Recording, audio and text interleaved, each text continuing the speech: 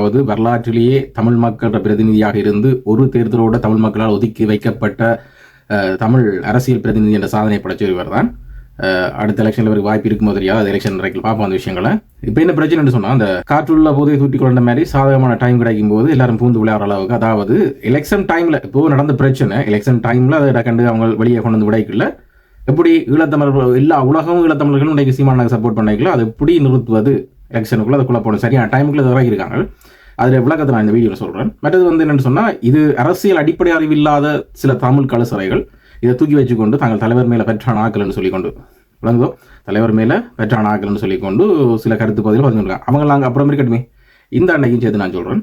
இந்த வீடியோவில் எப்படி அந்த சோட்டா கட் எடுத்துருக்காங்க. அதாவது சில பேர் என்னென்னா, தங்களுக்கு வந்த ரத்தம் அடுத்தவங்களுக்கு வந்தால் தக்காளி சட்னி என்ற மாதிரி. அதாவது சீமானனாக்கு வெட்டி போட்டால் ஓகே பிரச்சனை இல்லை, மற்றவங்களுக்கு வெட்டி போட்டால் அதை ஃபுல் வீடியோ பார்த்தியா அதை ஃபுல்லாக பார்த்துட்டு வந்து கதை அதை விளக்கமாக பாருன்னு சொல்கிறவங்க இந்த வீடியோக்கும் விளக்கம் பார்ப்போம். அதாவது இந்த காங்கிரஸ் ஆட்சியில் தமிழ்நாட்டில் கருணாநிதியின் கீழால் அந்த காலப்பகுதியில் அங்கே வெண்ணில யுத்தம் நடக்கும்போது இவங்களோட எல்லாம் அனுசரணையோட இந்த விளையாட்டு போட்டி நடந்த மாதிரி எங்களோட மக்களை கொண்டு குவிச்ச இனப்படுகொலை இவங்களோட ஆதரவோட நடந்தது.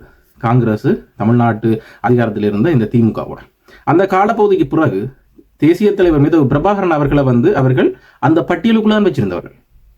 அந்த காலத்தில் இருந்து வளர்ந்து வந்த பராயரமோ சரி, சின்ன பிள்ளைகளோ சரி, இன்றைக்கு இளைஞர்களாக துடிப்போட நாம் தமிழர் கட்சியில் இருக்க பிள்ளைகளுக்கெல்லாம் அன்றைய காலப்பகுதிகளில் எங்களுடைய தேசிய தலைவரை அவர்கள், அதாவது இந்திய அரசியலாக இருக்கட்டும் இந்திய ஆட்சியாளர்களாக இருக்கட்டும், அவர்கள் அந்த ஒரு பட்டத்தை வச்சு தான் வச்சிருந்தவர்கள்.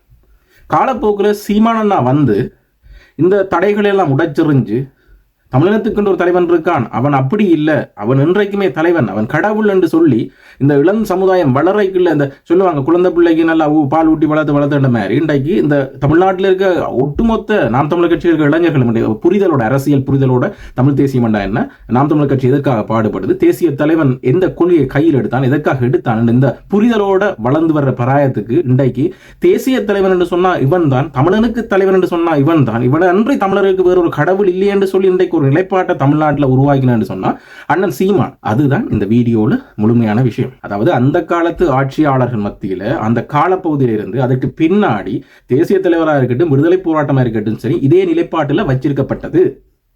அதை நான் வந்த பிறகு கத்தி கத்தி கத்தி கத்தி எங்கட பிள்ளைகள்கிட்ட இன்றைக்கு இருக்கிற பெரிய ஒரு படை இருக்கல, நாம் தமிழ் படையிட்ட அதை கத்தி கத்தி கத்தி கத்தி கத்தி நாங்கள் எல்லாரும் சேர்ந்து அதை ஒரு நல்ல ஒரு பண்புள்ள தலைமைத்துவம் நிறைந்தவர் அவர், எங்களுடைய தமிழர்கள் ஒட்டுமொத்த தமிழர்களோட தலைவர், ஒட்டுமொத்த தமிழர் கடவுள் என்ற ரீதிக்கு அவங்க கொண்டு வந்திருக்காங்கன்றத அவர் பெருமையாக சொல்றார்.